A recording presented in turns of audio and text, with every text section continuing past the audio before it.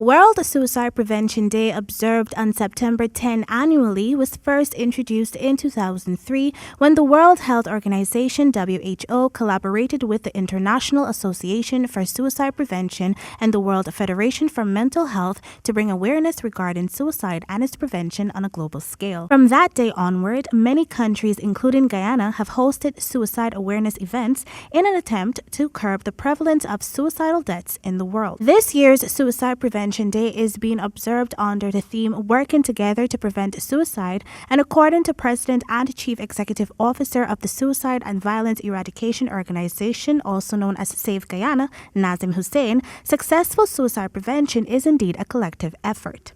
In a Zoom interview with this newscast on Thursday, Hussein stated that the role of Save Guyana, an organization that has been in existence since 2018, is to spread awareness and eradicate suicide through counseling and community outreaches. He highlighted that the prevalence of Guyana's suicide rates has been on a downward trajectory in recent years. In 2012, Guyana was rated by the World Health Organization as the country with the highest suicide rate globally. But last year, we had reported on our World Suicide Prevention Day event at the Cultural Center. And this report, these figures were assimilated by the Mental Health Unit. And last year, the rate was 18.8 per 100,000. The year before 2018, we were like 22 per 100,000.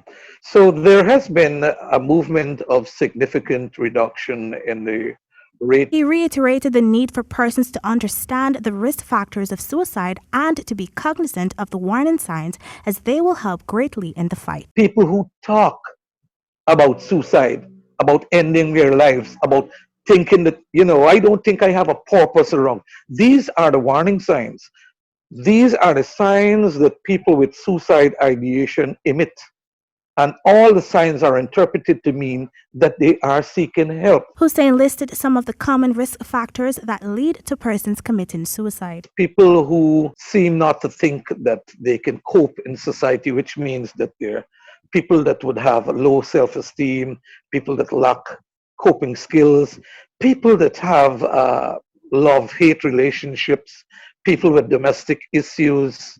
These are people that are high-risk factors for suicide. Reminding that COVID-19 pandemic and its challenges has the potential of causing suicidal tendencies, Hussein advised the persons who are struggling to cope to find ways to boost their self-esteem, and also called on Guyanese to employ empathetic communication when dealing with persons who have suicidal ideation. Hussein is encouraging persons who may be having suicidal thoughts to reach out to Save Guyana on Facebook at Save Guyana or to call 644-1152 for counseling. For the AGP Nightly News, Kendell Richmond.